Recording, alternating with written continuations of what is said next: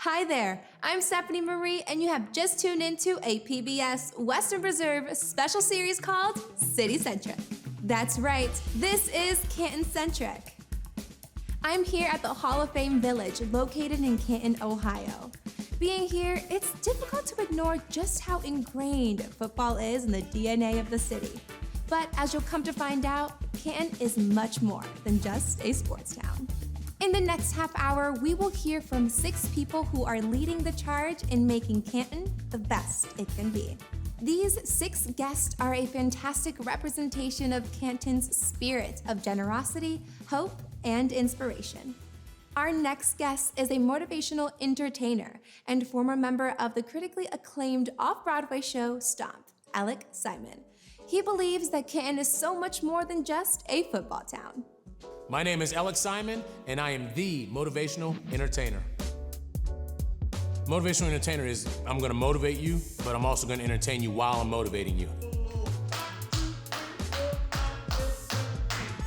I've always been hungry to make my mark in this world. So my job is to go into schools and let them kids know who aren't popular, like, hey, it's okay to not be popular. It's okay to be different.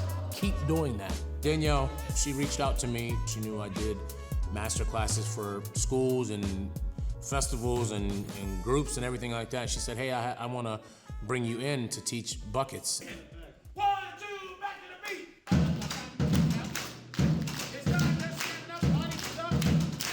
I only had 2 days. I had 2 hours one day. I went in, I actually had 3 days. I went in a day early and just got to know them and just say, hey, here's what we're gonna do, keep this with you.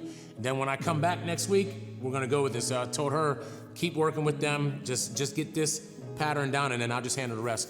But I've been blessed to be able to teach something really, really fast. I don't call myself a teacher, like lessons, I'm a master class teacher.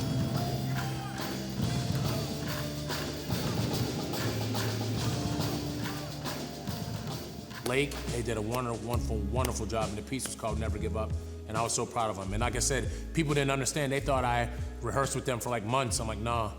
It was literally maybe 3 hours total of rehearsal. That was it. And a lot of talking fast, screaming fast, you know what I'm saying? It was just a lot of chaos, but it all came together, and it was amazing. The audience loved it. The feedback I got was, thank you. I was like, why do you thank me? Thank you. The kids got to see something different. They got to see somebody in front of them that doesn't look like them every day. They had to take direction and try something. They got to get out of their comfort zone and try something. Because I wanted to have them kids be alive. I was like, you guys got to be alive. Being on stage with me, you got to be alive. But then once we got it all together, they say, oh, Brother Alec, we understand what you mean now. But at first, I was like, they ain't gonna get it. And it was like this, and then it all started coming together, man. So it was great, man. Thank you, Lake. It was great.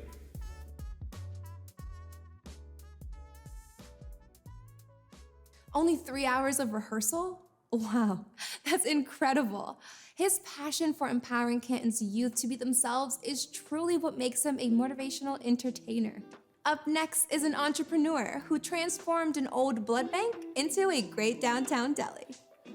My name is Ryan Miller. I am an entrepreneur.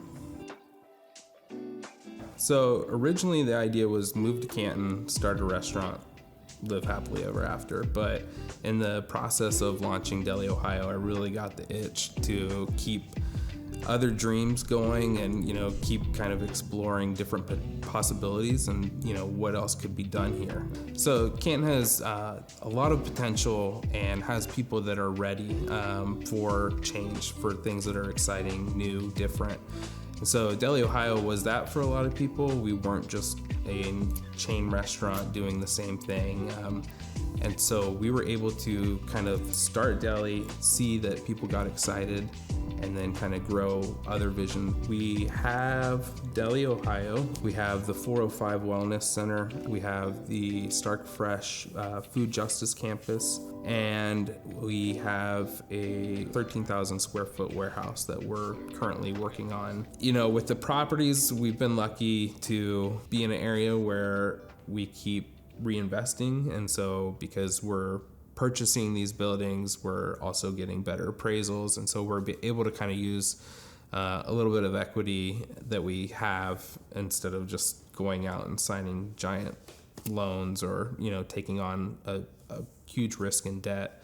So that's been super helpful. And then I think really there's a lot of people here that really care and really want to put their money where their mouth is. So we've had some investors come and, have had great relationships with them. You kind of need a little bit of everything. You need to kind of bootstrap it for a while. You need to be able to be smart with how you're positioning what you already have, and then also relying on other people. There's nothing wrong with that. In Canton, what I've experienced is that the more you give of yourself, the more you try to see these ideas and dreams come to life, the more you can kind of actually launch other people. And it's, in my opinion, been the kind of newcomers or the younger vanguard of entrepreneurs coming in that are going to see Canton change. I think a city like Canton could actually attract people from the bigger markets because we're affordable. You can follow a dream and a passion and, kind of live in this place that's an hour and a half, 2 hours from those major markets. You can still do really cool things here, and the community is so grateful and so exciting. I'm ready for something like this to happen. Very exciting time to be in this side of downtown. Now we have the Centennial Plaza built, and we have, a neighbor of ours, John Strauss, his showroom. He just invested in putting an art gallery into it, and we have H2. Kind of at this really fun point where we're get to socialize and talk with our neighbors, and we're not just hanging on my shoulders or their shoulders. We're kind of all yeah, when you do that, then I can do this, and we can all kind of this will become a great place to hang out and be a part of the community.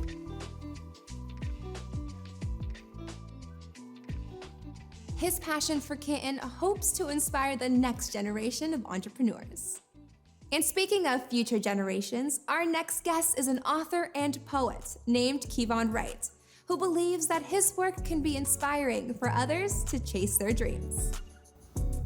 It's called The Ghostly Night. Bristling leaves from the windy night. Pitch black sky, no stars in sight. Strange loom in the night. Strange loom in the night. No birds calling, no dogs barking. Only trees dancing and critics singing. Shadows lurking creep, trying their best to be unseen. But stuck in the grass of its castor, the shadow begins to run faster. Cold and damp leaves and hollow dead trees. Screaming in the night as if they were calling for me. A glimpse in the puddle underneath me, I witnessed the darkness buried inside of me. Left in shock, I wish that could have been unseen.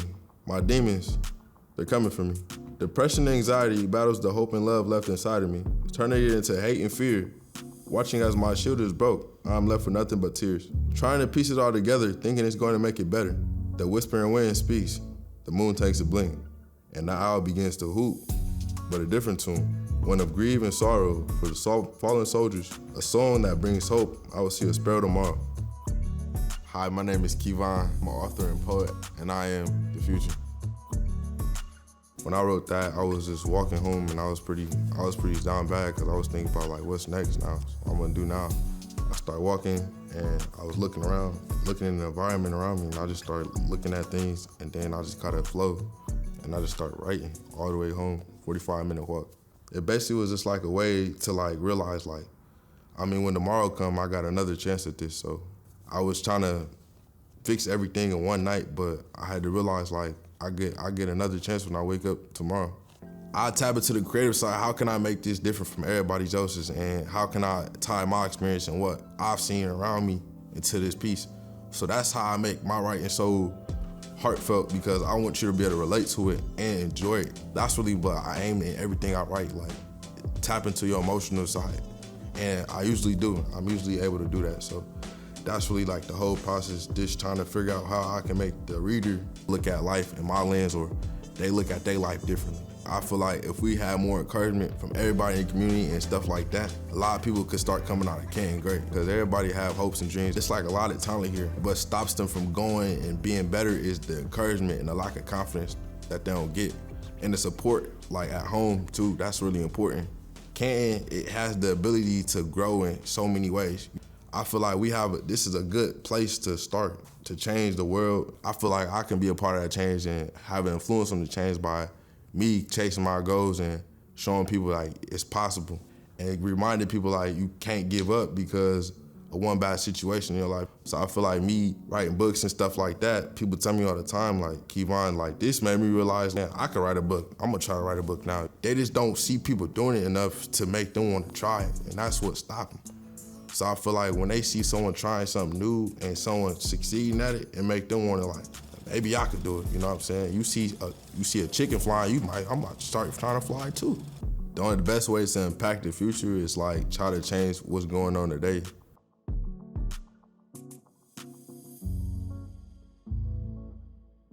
When they see someone trying something new and see someone succeeding at it, it makes them think, maybe I can do it too.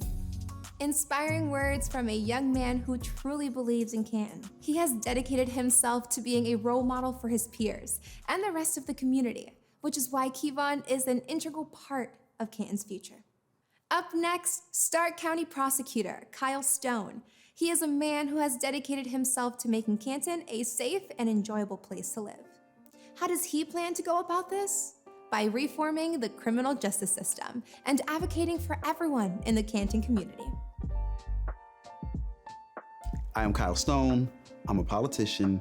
I am the Stark County Prosecuting Attorney. My office is responsible for all felony charges, felony cases, but we are also responsible as the statutory counsel for all of our county offices, all of our county judges, our commissioners, the recorder's office, the auditor's office. We're responsible for providing counsel to those offices. So a wide range of responsibility that rests on the shoulders of the county prosecutor's office. So I born and raised in Canton, Ohio. I'm a product of a single parent home. I was raised on the southeast side, Canton. I a 2001 graduate of Canton McKinley High School. You know, Canton is, you know, where my parents met, where majority of my family has lived, and Canton is very important. And so everyone, I don't care what side of the aisle you sit on, I don't care what your age is, your race, everyone wants to be safe in their community, in their homes, and that's a priority for everyone. And because of that, it requires my office to keep that at the forefront when recommending sentences. What we have with Stark County Crime Prevention Collaborative, it's about 13 organizations that we come together once a month, and we are creating a policy and a plan that we're able to try to address issues or concerns before certain individuals are exposed to crime or the potential of crime. And so we're trying to create a plan that puts us in elementary schools, how we can work with our local school districts in order to not only help potential individuals who could fall victim to a lifestyle of crime, but also how can we help their families to put them in a better position. And so those things are important, because if we can stop individuals from committing the crime before it happens, not only have we saved the individual from becoming a defendant, but we also have kept someone from becoming a victim. You know, making sure that safety plays a part in what we do and trying to ensure that individuals don't provide or they're not provided the opportunity to cause havoc within the community, because once again, safety and being secure in our communities is a priority for all of us. So all of that matters when we talk about the prosecutor's office as a whole, what we all do. No, not one of our departments is more important than the other. We all play a part in making sure that the prosecutor's office here in Stark County is doing what's right, what's fair, and what's equitable.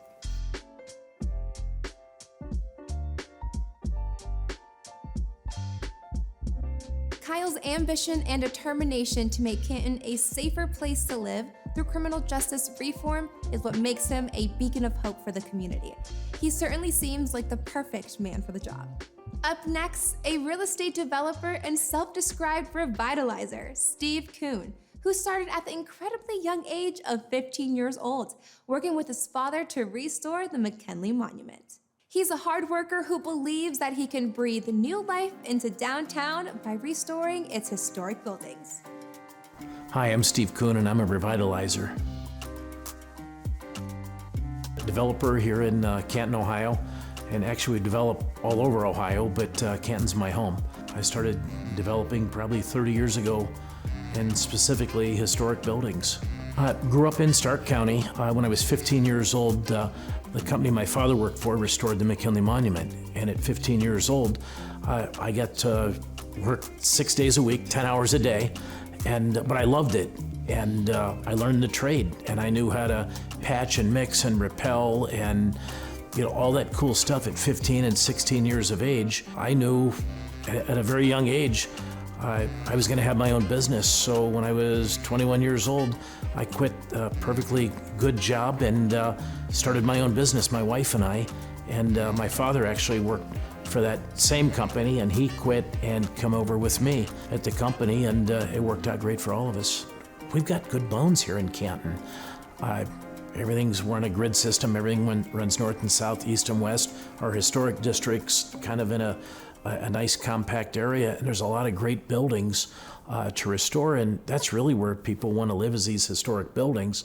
So it was an easy decision, and like I said, I'm from here, but I get out into other areas. I bought the Longenberger Basket building in Newark. 185,000 square foot basket. I think it's the third most iconic building in the world.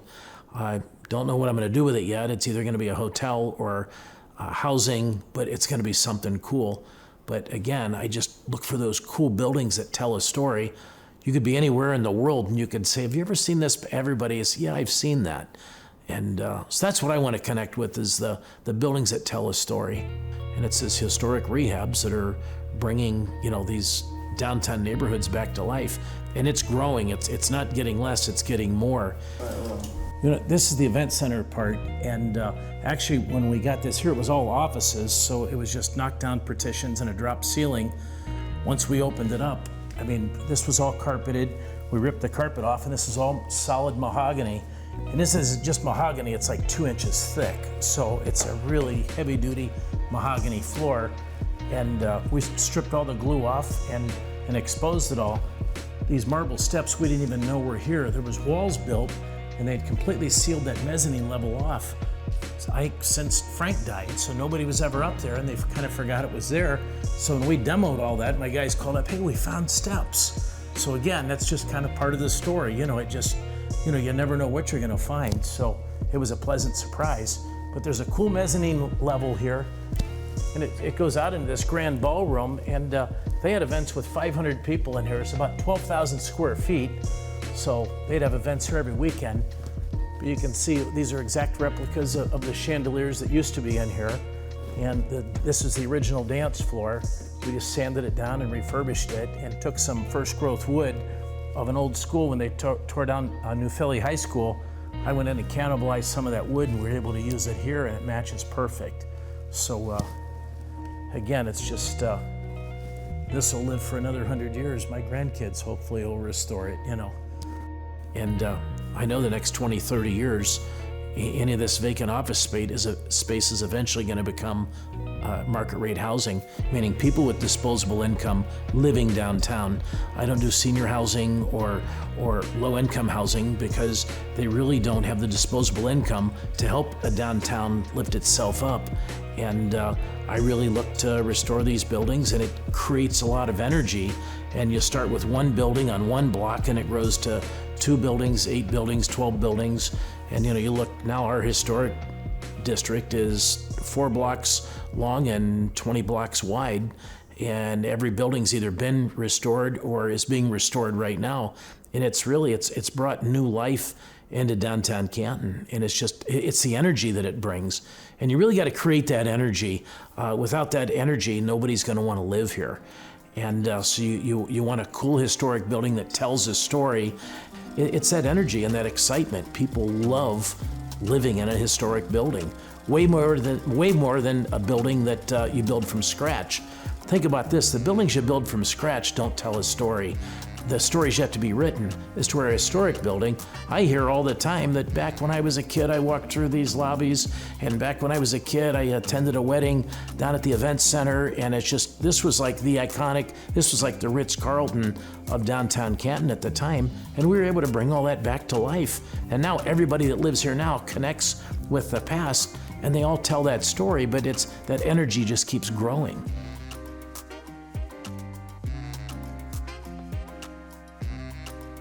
Historic buildings tell a story. They have a charm and allure that new buildings just don't have. Walking through these historic buildings in Canton, you can feel the stories that took place within their walls. Steve's determination to respect and revitalize these historic spaces and create, as he says, new energy in the community is what makes him a Canton-centric person. Our next guest is a humanitarian named Faith Barbado. She is a senior manager of institutional giving at the Akron Canton Food Bank. It's very clear that she's all in on making Canton a great place to live by helping residents in need.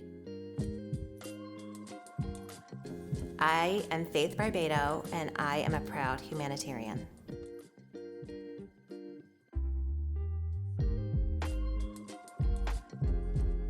Humanitarians have one thing in common.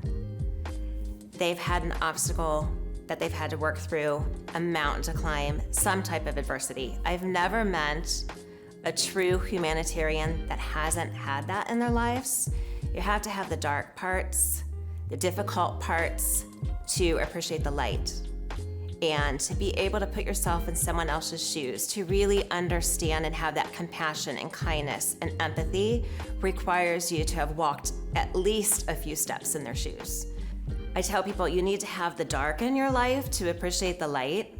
If you've never had sadness, if you've never had difficulties, it's really difficult to engage and truly be present with someone that has.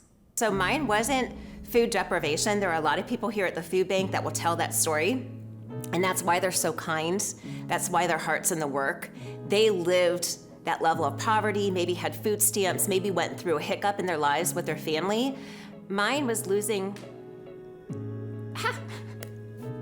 my dad when I was 7. So it changed our lives. It just, the landscape, our narrative got shut down, and he was an amazing person. And my mom had a hard time. So I spent a lot of time with my grandparents and my Aunt Paula. And again, that's where that kindness came from. So I went from the dark and then I found the light.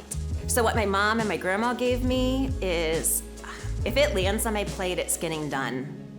And it's gonna get done the best I can possibly do. And I think that's the humanitarian side of me, wanting to give back because I had this dark place in my life, but also just this gumption that I have to do the best I can every day that I'm alive. My passion just came from a profound appreciation for food. Having that farming history in my family, seeing how my grandmother would go to her neighbors to help them during hardships, and seeing just farmers come together and collectively try to make an impact in the community, it's always engraved in my brain to do whatever I can to help others. But I did have a role model that showed me the right path and how important and why I had to help other people. I think Canton reminds me of my mom and my grandma. The people here are so resilient and so loving and caring. Their generosity just blows my mind away. They are the type of people that double down, whether it is their treasure and they give financially or their time. Our volunteer center, we saw 5,500 volunteers in 2021. We're just really blessed with people that share what they can, when they can. And sometimes it's sharing ties. Sometimes it's sharing your connections with other people that are connected to people that can help you get to a better place, either as an individual or for the food bank as well. I am Faith Barbado, and I am proud to be Canton-centric. I have to do the best that I can every day that I am alive. Such inspiring words from Faith, and a theme that weaves all of our Canton-centric guests together. The people that you have just heard from believe in Canton. They inspire the people around them. They are hardworking, dedicated citizens who are incredibly optimistic about Canton's future. as not just a football town, but as a town valued for its art, history, culture, and humanitarian efforts. What character do you play for the betterment of a place you call home? Can you find a way to inspire, innovate, and energize? Are you city-centric? That's all for now. I hope you enjoyed Canton Centric and will join me next time for another episode of City Centric.